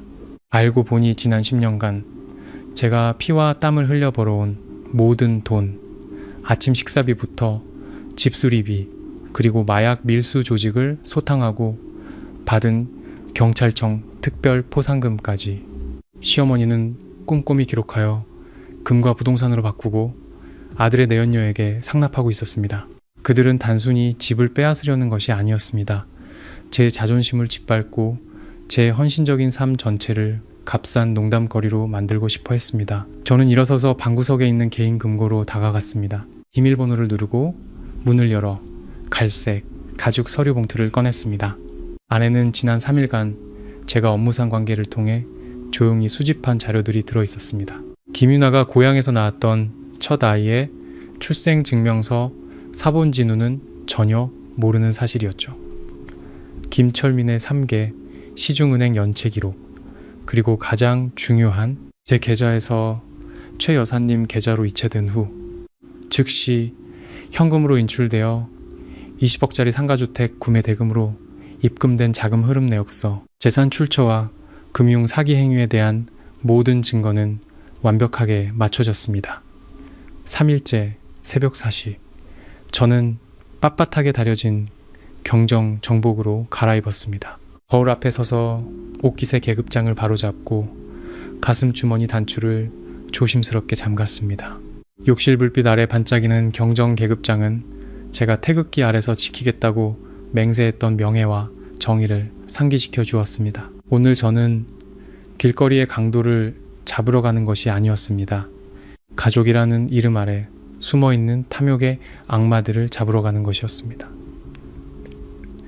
6시 30분, 저는 아래층으로 내려갔습니다. 거실은 비어 있었고 최 여사님과 진우는 이미 일어나 있었습니다. 두 사람 모두 매우 단정하고 깔끔한 옷차림이었습니다. 식탁 위에는 평소처럼 따뜻한 국이나 아침 식사 대신 얇은 서류철과 파란색 볼펜 한 자루만 놓여 있었습니다. 최 여사님은 정복 차림의 저를 보자마자 얼굴색이 살짝 변하며 조심스럽게 재촉했습니다. 예, 서연아. 진우빛 가풀 서류에 서명하러 가는데 왜 경찰 제복을 입고 그러니? 사설 법무사 사무실에 가면 사람들이 쳐다볼 텐데 불편하잖아. 올라가서 평상복으로 갈아입고 오렴. 저는 시어머니를 보았습니다. 제 눈빛은 너무나 깊고 차가워서 최 여사님은 저도 모르게 한 걸음 뒤로 물러섰습니다. 서명 마치고 바로 경찰서에 복귀해서 지휘부 회의에 참석해야 해요. 옷 갈아입을 시간이 없어요, 어머님. 그리고 이 옷을 입고 있어야 제가 무엇에 서명하는지 정신을 똑바로 차릴 수 있을 것 같네요. 진우 씨, 준비 다 됐어요? 출발하죠. 진우가 세탁실에서 나왔습니다. 손에는 등기 권리증이 든 가죽 서류 가방을 들고 있었죠. 그는 애써 고통스러운 표정을 지으며 고개를 숙이고 말했습니다. 서연아, 내가 너를 고생시키는구나. 가자.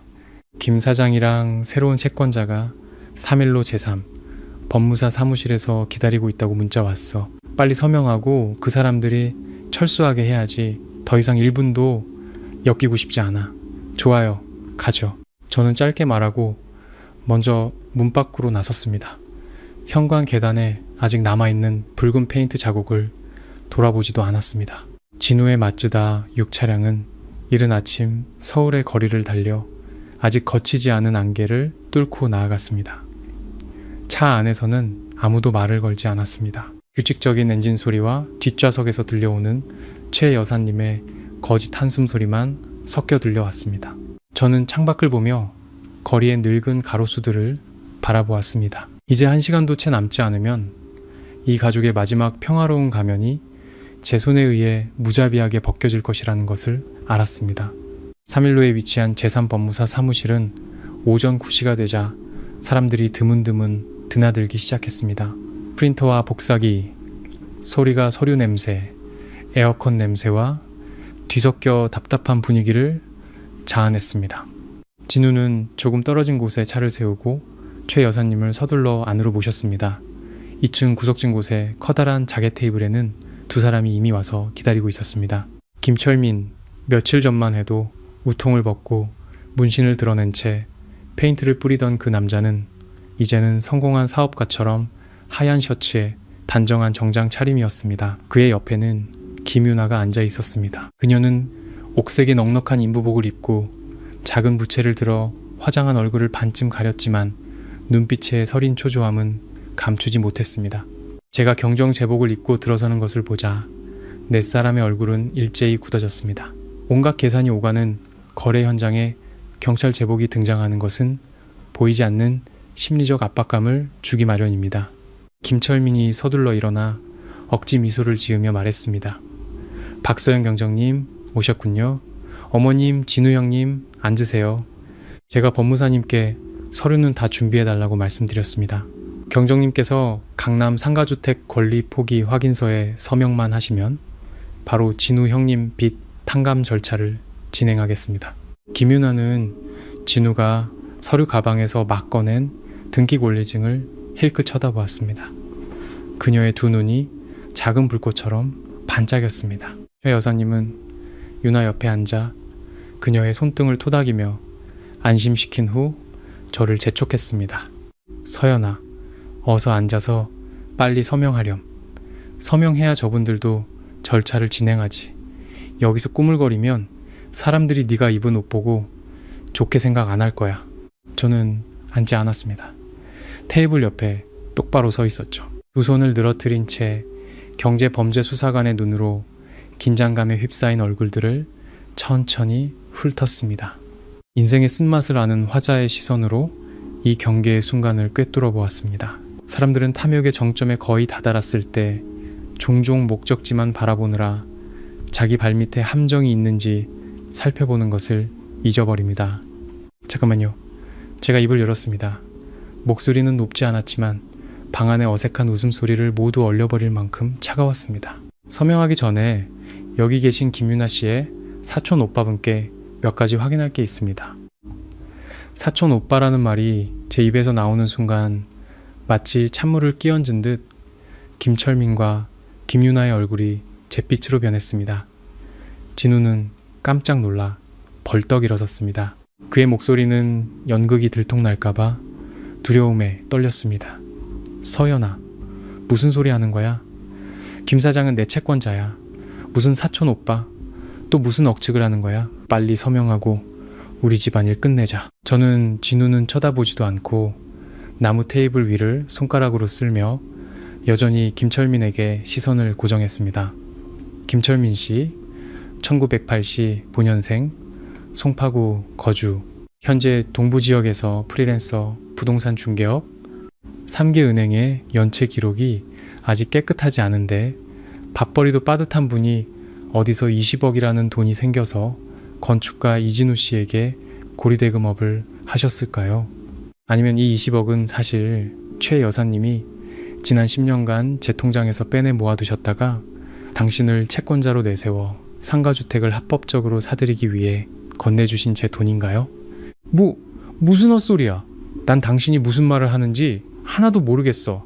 서명 안 할 거면 관둬. 내 부하들 시켜서 당신 직장에 쳐들어가서 난장판을 만들어버릴 테다. 김철민은 벌떡 일어나 건달의 흉포한 모습을 되찾으려 했었지만 목소리는 이미 덜덜 떨리고 있었습니다. 바로 그때 저는 갈색 서류 가방에서 서류 뭉치를 꺼내 네 사람 앞 테이블에 세게 내던졌습니다. 눈 똑바로 뜨고 똑똑히들 보시죠. 이건 지난 10년간 제 계좌에서 최 여사님 계좌로 이체된 내역서와 20억짜리 주택계약금 납입 날짜와 정확히 일치하는 현금 인출 명령서입니다. 그리고 이건 지난 3개월간 이진우 씨의 마츠다 6 차량이 주말마다 송파구 김유나 시명희의 아파트에 규칙적으로 나타난 GPS 이동 기록이고요. 저는 고개를 돌려 의자에 얼어붙은 시어머니를 똑바로 쳐다보았습니다. 어머님, 제 돈을 우리 부부의 미래와 제가 고통스럽게 시험관 시술을 받는 것을 위해 맡아주신다고 하셨죠. 알고 보니 그 돈으로 금을 사고 땅을 사서 아드님이 밖에서 내연녀를 부양하는 데 쓰셨군요. 그렇게 장손이 보고 싶으셔서 고향에 이미 아이까지 딸린 이혼녀와 공모해서 10년간 이 집을 먹여 살린 며느리를 속이셨어요? 뭐라고? 유나가 애가 있다고? 진우는 비틀거리며 뒤로 물러섰습니다. 그는 김유나를 극도의 혼란에 빠진 눈으로 쳐다보았습니다. 이 사기 계약에서 진우 역시 젊은 내연녀에게 이용당한 장기말에 불과했던 것입니다. 김유나는 그때 얼굴에 핏기 하나 없이 배를 감싸 안고 제대로 말을 잇지 못했습니다. 최 여사님은 당황하여 한때 교사였던 고상한 얼굴이 이제는 치욕과 두려움으로 일그러져 있었습니다. 그녀는 저를 손가락질하며 목소리가 갈라져 소리쳤습니다. 네, 네가 우리를 미행했어. 경찰이라고 사람을 마음대로 모함해도 되는 거야? 이 등기 권리증은 진우 이름으로 되어 있어. 법이 인정한 거야. 네가 서명 안 해도 이 집은 진우 거야. 너는 아무 권리도 없어. 맞아, 등기 권리증은 내 이름이야. 넌 아무것도 못해. 진우는 물에 빠진 사람이 지푸라기라도 잡는 심정으로 등기 권리증이든 서류 가방을 가슴에 꼭 껴안았습니다. 저는 그들 모자를 텅 비고 차가운 눈빛으로 바라보았습니다. 손목시계를 들여다보았습니다. 정확히 9시 15분, 2층 계단에서 급한 발소리가 들려왔습니다. 법무사 사무실 문이 세차게 열렸습니다. 검은 정장을 말끔하게 차려입은 민준이 들어왔습니다. 그의 뒤에는 법원 집행관 복장을 한 남성과 서울가정법원을 대표하는 2명의 직원이 따랐습니다. 민준은 곧장 테이블로 다가와 사법기관의 붉은 직인이 찍힌 문서를 꺼내 진우의 등기권리증 위에 올려놓았습니다. 소개하겠습니다. 저는 박서현 경정님의 법률 대리인입니다. 제 손에 있는 것은 서울가정법원 제42호 긴급임시조치결정문으로 사기 및 신용남용에 의한 재산갈취혐의 조사를 위해 이진우 씨와 최은숙 씨 명의의 모든 은행 계좌를 동결하고 해당 상가주택에 대한 모든 재산 이전, 매매, 양도 권리를 공식적으로 동결합니다. 붉은 직인이 찍힌 문서는 사기동맹에 내려진 사형 선고와도 같았습니다. 진우는 손발에 힘이 풀려 서류 가방을 놓쳤습니다. 가방은 바닥에 툭 떨어졌고 20억짜리 등기 권리증이 굴러나와 제 발치에 뒹굴었습니다. 최 여사님은 공황 상태에 빠져 달려와 제 정복 옷자락을 붙잡고 교사로서의 마지막 자존심마저 버린 채 비참하게 울부짖었습니다. 서연아, 내가 잘못했다. 제발 이러지 마라. 온 가족이 법정에 서면 우리 진우는 감옥에 간단 말이다. 그 집은 진우의 미래를 위한 거였어. 어떻게 이렇게 무정하게 굴 수 있니? 저는 한 걸음 뒤로 물러서 최 여사님의 떨리는 손을 피했습니다. 제 눈에는 증오도 분노도 없었습니다. 한때 가족이라 불렀던 이들에 대한 깊은 혐오감만이 남아있었을 뿐입니다. 저는 가슴에 달린 경찰 계급장을 바로잡았습니다. 법무사 사무실 안 제 차분한 목소리가 울려 퍼졌습니다. 지난 10년간 저는 이 집에 충분한 정과 돈을 바쳤습니다. 하지만 당신들은 저를 막다른 길로 몰아넣고 한 경찰관의 청춘과 명예를 당신들의 탐욕을 위한 도구로 삼으려 했습니다. 이 순간부터 저는 더 이상 당신의 며느리도 이진우 씨의 아내도 아닙니다. 앞으로의 모든 일은 법이 답해줄 것입니다. 저는 돌아서서 걸어 나갔습니다. 경찰 구두굽이 대리석 바닥에 부딪히는 소리가 단호하게 울렸습니다. 제 등 뒤로 최 여사님의 울부짖음, 진우와 김윤아가 서로를 탓하며 싸우는 소리, 그리고 법원 집행관이 증거를 기록하는 소리가 뒤섞여 탐욕에 의해 무너진 자들의 비참한 불협화음을 만들어냈습니다. 그 폭풍 같았던 법무사 사무실에서의 하루가 지난 후 저는 그날 밤 바로 옷가지와 수사 수첩들을 챙겨 3층 집을 떠났습니다. 부부가 함께 장만한 물건은 아무것도 가져가지 않았습니다. 험난했던 수사 현장을 함께 누볐던 낡은 배낭 하나만 메고 나왔을 뿐이죠. 저는 경찰청에서 간부들에게 제공하는 종로의 낡은 관사로 이사했습니다. 10평도 채 안 되는 좁은 공간에 벽지는 군데군데 벗겨져 있었지만 그곳은 제게 안전함을 주었습니다. 지난 10년간 이 씨 집안에서 얻었다고 믿었던 그 감정이 실은 거짓된 환상에 불과했다는 것을 깨달았습니다. 법적 싸움은 가을의 문턱, 거리의 느티나무가 노랗게 물들기 시작할 무렵 본격적으로 시작되었습니다. 20억짜리 집과 모든 은행 계좌가 긴급 동결되어 궁지에 몰리자 시댁 식구들은 비열함의 극치를 보이기 시작했습니다. 법으로 집을 빼앗을 수 없게 되자 그들은 여론이라는 가장 더러운 무기를 사용해 제 명예를 훼손하려 했습니다. 10월의 어느 아침 경찰서 정문에 들어서자마자 동료들의 시선이 제게 쏠리며 수근거리는 것을 느꼈습니다. 제 책상 위에는 동료가 놓아둔 몇몇 인터넷 커뮤니티 게시물에 스크린샷 뭉치가 있었습니다. 게시물의 제목은 자극적이고 악의적이었습니다. 경찰 경정, 권력 남용으로 은퇴한 시어머니를 길거리로 내몰고 남편 재산 강탈. 게시물 아래에는 최 여사님이 경찰서 정문 앞에서 비참하게 울부짖는 사진이 있었습니다. 손에는 억울함을 호소하는 탄원서를 들고 헬쑥해진 얼굴로 권력 있는 며느리에게 10년간 헌신하다 피 빨리고 쫓겨난 시어머니 역할을 연기하고 있었죠. 박경정, 이거 꽤 널리 퍼졌어. 방금 서장님께서 상황을 물어보시면서 오늘 안으로 당 위원회에 상세 경위 보고서를 제출하라고 지시하셨네. 우리 같은 직업은 사회 여론이 복잡해서 자칫하면 부서 전체의 명예에 흠이 갈 수 있어. 정 반장님이 방에 들어오시며 걱정스러운 얼굴로 제 어깨에 손을 얹었습니다. 저는 휴대전화 화면 속 저를 향한 욕설과 비난의 글들을 보았습니다. 경찰하는 여자는 너무 독해서 애를 못 낳는 거야. 다 인과응보지. 같은 악성 댓글도 있었습니다. 이 공격은 제 가장 큰 마음의 상처를 정면으로 겨냥했습니다. 불임의 고통이 또다시 한 인간의 명예를 짓밟는 도구로 이용되고 있었습니다. 인생의 쓴맛을 아는 화자의 시선으로 삶의 잔인함을 파헤쳤습니다. 당신이 법으로 문제를 해결하기 위해 침묵을 선택할 때 소인배들은 그것을 약함으로 간주하고 끊임없이 진흙탕을 튀겨 당신을 자신들의 저열한 수준으로 끌어내리려 할 것입니다. 저는 반장님을 올려다보며 희미하게 미소 지었습니다. 조금의 흔들림도 없는 미소였습니다. 보고드립니다, 반장님. 경위 보고서와 이번 금융사기 사건의 모든 서류는 3일 전부터 이미 준비해 두었습니다. 반장님께서는 저 박서현을 믿어주시기만 하면 됩니다. 15년간 이 조직에 몸담으면서 부정한 돈은 단 한 푼도 받지 않았고 그 어떤 자가 여론을 이용해 제 어깨에 계급장을 더럽히는 것을 용납하지 않을 것입니다. 그들이 추악한 연극을 하고 싶다면 마음껏 하게 두십시오. 법정이야말로 그 연극의 막을 내릴 무대니까요. 그 후 8개월 동안 저는 무서울 정도로 고요한 일상을 보냈습니다. SNS에 해명글을 올리지도 직장에서의 헛소문에 일일이 대응하지도 않았습니다. 매일 퇴근 후 저는 서류로 가득 찬 민준의 사무실에서 10년 전의 은행 서류들을 하나하나 꼼꼼히 분석했습니다. 재산분할 소송에서 가장 어려운 점은 자금 출처를 증명하는 것이었습니다.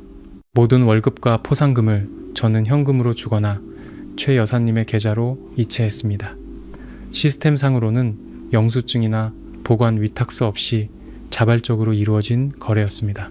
서연아 월급이랑 포상금 이체 내용만으로는 진우 쪽 변호사가 지난 10년간의 가족 생활비 분담금이었다고 주장할 거야. 최 여사님이 그 돈을 개인적으로 쓰거나 진우한테 준 게 아니라 바로 그 돈으로 금을 사고 집 살 돈을 모았다는 증거를 찾아야 해. 민주는 뜬 눈으로 밤새 서류를 검토한 후 지친 얼굴로 안경을 고쳤었습니다. 저는 그날 밤 금고에서 찍어두었던 최 여사님의 가계부를 넘겼습니다. 붉은 펜으로 기록된 페이지에서 멈췄죠. 민준아, 이 날짜들을 잘 봐. 2022년 5월 14일 내 계좌로 밀수사건 포상금 2억 원이 입금됐어. 내가 현금으로 인출해서 최 여사님께 드렸지.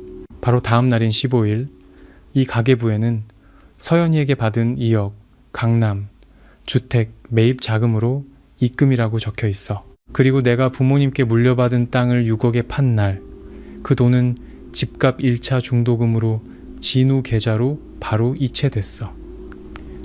이건 반박할 수 없는 직접적인 자금 흐름이야. 그 8개월 동안 시댁 식구들의 동맹도 내부에서부터 균열이 가기 시작했습니다. 20억짜리 집이 동결되어 김유나에게 명예 이전을 할 수 없게 되자 패션 부티크 공사는 재산 분쟁으로 중단되었습니다. 김철민의 진짜 은행 빚이 터지기 시작했습니다. 이 가짜 사채업자는 페인트 칠 연극을 해주고도 한 푼도 못 받자 진우에게 돈을 요구하기 시작했습니다. 만삭이 된 김유나는 진우에게 실상, 자기 명의의 재산이 하나도 없는 허울뿐인 존재라는 것을 깨닫고 그의 무능함을 비난하고 닥달하기 시작했습니다. 늦은 밤 진우가 제게 전화를 걸어오기도 했습니다. 목소리에는 더 이상 교활한 공격성 대신 모든 것을 잃기 직전인 자의 비참한 애원이 담겨 있었습니다. 서연아, 내가 잘못했어. 유나랑 김철민한테 속았어. 걔 뱃속의 아이도 내 아이인지 모르겠어. 너무 치욕스러워. 서연아, 재산 동결 좀 풀어줘. 내가 약속할게. 그 집 절반은 다시 내 이름으로 해줄게. 우리 다시 시작하면 안 될까? 엄마 요즘 혈압 때문에 계속 쓰러지셔. 정말 후회하고 계셔. 저는 전화기 너머로 들려오는 진우의 술 냄새, 섞인 거친 숨소리를 들었습니다. 관사 창밖을 보았습니다. 밤안개 너머로 가로등 불빛이 희미하게 비쳤습니다. 제 마음에는 아무런 파문도 일지 않았습니다. 용서는 제게 이제 무의미한 사치였습니다. 이진우 씨, 당신이 당신 어머니와 방에 앉아 나를 빈손으로 내쫓을 계획을 세우고 애도 못 낳는 여자라고 불렀을 때 다시 시작이라는 두 글자를 생각해 본 적은 있나요? 당신들은 나에게 잔인하게 군 것을 후회하는 게 아니에요. 당신들은 단지 법이 당신들의 탐욕에 손을 댔기 때문에 두려워하는 것 뿐이에요. 더 이상 전화하지 마세요. 다음 주 법정에서 봅시다. 저는 단호하게 전화를 끊었습니다. 그날 밤 민준과 함께 마지막 증거 서류를 완성하느라 뜬 눈으로 밤을 새웠습니다. 8개월간 여론의 치욕을 견디고 전면적인 배신을 당한 여자의 아픔을 조용히 감내했습니다. 그 모든 부정적인 에너지는 압축되어 거의 500페이지에 달하는 두꺼운 서류철로 변했습니다. 정의의 빛 아래 드러날 준비가 된 날카로운 정의의 칼날처럼 말이죠. 박서현 경정과 이진우의 이혼 및 재산분할 소송 재판은 상가주택이 동결된 지 정확히 8개월 만인 5월 말에 어느 날 열렸습니다.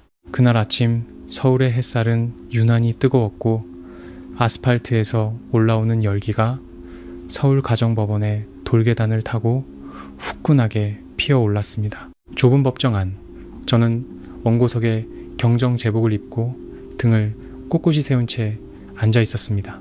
화장기 없는 얼굴에 머리는 단정하게 묶어 올렸고 관자놀이에는 지난 1년간 법적 공방의 어둠 속에서 씨름한 흔적인 흰머리 몇 가닥이 보였습니다. 제 맞은편 피고인석에는 이 씨 가족이 더없이 비참한 모습으로 앉아 있었습니다. 진우는 구겨진 셔츠 차림으로 넉나간 눈으로 테이블만 응시하고 있었죠. 최 여사님은 아들 옆에 앉아 손질되지 않은 백발머리의 헬쑥한 얼굴로 때때로 누런 손수건을 들어 눈물을 닦았습니다. 방청석 아래 김윤아는 9개월 된 만삭의 배를 안고 홀로 외롭게 앉아 있었습니다. 한때 날카로웠던 눈빛은 20억이라는 허황된 꿈이 완전히 산산조각 났음을 깨달은 허망함과 증오심만 남아 있었습니다. 수백 건의 이혼 소송을 겪은 노련한 판사가 민준이 제출한 500페이지에 가까운 두꺼운 서류철을 천천히 넘겼습니다. 그의 낮지만 단호한 목소리가 스피커를 통해 울려 퍼졌습니다. 원고 박서연 씨의 계좌에서 직접 이체된 은행 거래 내역, 자금 흐름, 그리고 법원 집행관이 증거 보전한 피고 최은숙 씨의 가계부 수기 기록에 근거하여 재판부는 비록 강남구 상가주택이 혼인 기간 중 피고 이진우 씨 단독 명의로 등기되었으나 재산 형성의 자금 출처는 전적으로 원고의 친정 부모로부터 상속받은 토지 매각 대금 및 원고 개인의 동료 대출금 등 원고의 특유 재산임이 명백하다고 판단합니다. 피고는 해당 부동산 매입에 있어 자신의 재정적 능력과 실질적인 기여를 입증하지 못했습니다. 판사는 잠시 말을 멈추고 엄숙한 눈으로 진우를 똑바로 쳐다보았습니다. 또한 관계기관이 확인한 녹취자료와 위치 추적 기록은 아내의 합법적인 재산권을 심각하게 침해하고 재산을 빼돌릴 목적으로 조작된 허위 채무 관계 시나리오의 정황을 보여줍니다. 이에 재판부는 다음과 같이 판결합니다. 원고 박서연 씨의 이혼 청구를 인용한다. 20억 원 상당의 상가주택에 대한 모든 소유권은 원고에게 귀속된다. 피고 이진우는 판결 효력 발생일로부터 30일 이내에 모든 원본 서류와 관련 재산을 인도할 의무가 있다. 법봉이 나무 테이블을 탕하고 내리치는 소리는 지난 10년간 이어진 악연의 끈을 끊어내는 칼날처럼 단호하게 울려 퍼졌습니다. 진우는 완전히 무너져 내렸습니다. 그는 테이블에 엎드려 두 손으로 얼굴을 감쌌고 가슴에서 치욕스러운 흐느낌이 터져 나왔습니다. 최 여사님은 판결을 듣자마자 비명을 지르며 피고인석 바닥에 주저앉아 비참하게 통곡했습니다. 세상에, 이건 편파 판결이야. 내 아들 집인데 어떻게 이렇게 맨몸으로 빼앗아갈 수가 있어.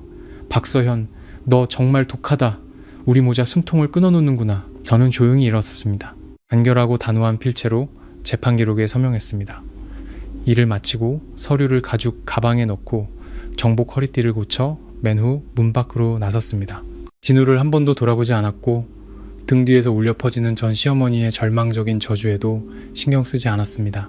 제가 법정의 나무문을 나서는 순간 한여름의 눈부신 햇살이 제 얼굴에 쏟아졌습니다. 불타는 듯한 법원마당 한가운데서 최 여사님이 뒤에서 비틀거리며 달려왔습니다. 이번에는 공격성도 욕설도 없었습니다. 한때 교사였고 교양 있는 사람이라 자부했던 그 여인이 뜨겁게 달궈진 시멘트 바닥에 그대로 무릎을 꿇고 제 정복 바짓가랑이를 붙잡았습니다. 서연아, 내가 빌게 제발 용서해다오. 최 여사님은 눈물과 땀으로 범벅이 된 주름진 얼굴로 비참하게 울부짖었습니다. 그 집 진우한테 남겨주면 안 되겠니? 김 사장이 진짜 빚독촉을 하고 있어. 유나도 곧 아이를 낳는단 말이다. 그 집을 잃으면 우리 모자는 갈 곳이 없어. 태어날 아이는 어디서 살라고. 우리 이씨 집안 핏줄 마지막으로 한 번만 살려주라. 내가 이렇게 빌게. 서연아. 저는 뜨거운 햇살이 내리쬐는 법원 마당에 가만히 서 있었습니다. 제 발 아래 무릎 꿇은 여인을 내려다보았습니다. 38세 여성의 고요한 눈빛에 인생의 쓴맛을 아는 화자의 통찰력이 담겨 있었습니다. 세상에는 거짓의 정점에 서 있을 때는 남을 하찮게 여기다가도 법의 심판을 받으면 자신의 비참함을 인질 삼아 동정심을 요구하는 자들이 있습니다. 저는 천천히 허리를 숙여 제 바지를 붙잡은 최 여사님의 손가락을 하나하나 떼어냈습니다. 제 동작은 부드러웠지만 한치의 망설임도 없이 단호했습니다. 저는 최 여사님의 흐릿한 눈을 똑바로 쳐다보며 제처럼 차갑고 평온한 목소리로 말했습니다. 최 여사님, 제가 당신 아들에게 아이 하나 안겨주려고 수술대 위에서 수백 번의 고통스러운 주사를 맞을 때 핏줄이라는 걸 생각해 본 적 있으신가요? 당신이 당신 아들과 함께 집에 페인트를 뿌리고 내연녀를 드릴 생각으로 저에게 재산 포기 각서를 쓰라고 속였을 때 저에게 살길 하나는 남겨줘야겠다고 생각해 보셨나요? 저는 몸을 바로 세우고 머리에 쓴 경찰 정모를 고쳤었습니다. 제 목소리는 법원 마당에 울려 퍼져 뒤따라 힘없이 걸어 나오던 진우와 김유나의 귀에도 들렸습니다. 지난 10년간 저는 이 씨 집안에 줄 만큼 줬습니다. 저 집은 제 땀이고 피고 명예입니다. 제 것을 되찾는 것뿐입니다. 한 푼도 더하지도 한 뼘도 덜하지도 않게. 이제부터 당신들이 어떻게 살든 길거리에 나앉은 감옥에 가든 저 박서연 경정과는 아무런 관련이 없습니다. 그 말을 끝으로 저는 단호하게 돌아섰습니다. 경찰 구두굽이 콘크리트 바닥에 부딪히는 소리가 단호하게 울렸습니다. 법원 정문을 나와 낡은 오토바이에 올라 시동을 걸고 분주한 서울의 인파 속으로 사라졌습니다. 마츠다 6과 20억짜리 상가주택은 이제 제게 깨끗하게 정리된 셴와이지우에 불과했습니다. 저는 한 인간으로서 가장 소중한 것, 즉 명예와 자유, 그리고 제 삶의 주도권을 되찾았습니다. 인생은 마치 긴 수사 기록과도 같습니다. 우리가 만나는 모든 사람, 겪는 모든 사건은 결코 사라지지 않는 흔적을 남깁니다. 박서연 경정의 이야기는 사랑에 대한 동화도 무조건적인 용서에 대한 미사여구도 아닙니다. 그것은 재산에 대한 탐욕과 결혼 생활에서의 심리적 조종이 한때 가장 가까웠던 사람을 가장 잔인한 포식자로 만들 수 있다는 현실 드라마의 적나라한 모습입니다. 하지만 결국 남는 것은 증오가 아니라 현대사회를 살아가는 여성의 강인함에 대한 교훈입니다. 잘못된 곳에 둔 믿음은 청춘의 한 시절을 송두리째 파괴할 수 있습니다. 하지만 냉철함, 이성, 그리고 법에 대한 이해는 배신의 수렁에서 스스로를 구원할 가장 튼튼한 방패가 될 것입니다. 그날 법원의 판결은 단순히 20억 원이라는 재산에 대한 공정을 되찾아준 것이 아니었습니다. 그것은 한 인간의 명예, 강인한 한 여성의 자존심은 그 어떤 탐욕의 힘으로도 짓밟거나 빼앗을 수 없다는 단호한 선언이었습니다. 폭풍은 지나갔고 자유의 하늘 아래 진정한 새로운 삶이 시작되었습니다. 시청자 여러분, 채널 안온한 행복의 이야기를 끝까지 함께 해주셔서 진심으로 감사합니다. 여러분의 모든 시청과 경청이 저희 채널이 매일 더 좋고 의미 있는 이야기를 만들어가는 큰 원동력이 됩니다.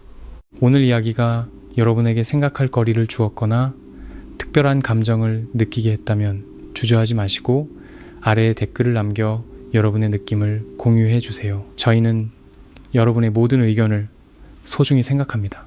그리고 좋아요와 구독, 알림 설정을 잊지 마시고 다음에 감동적인 이야기들도 기대해 주세요.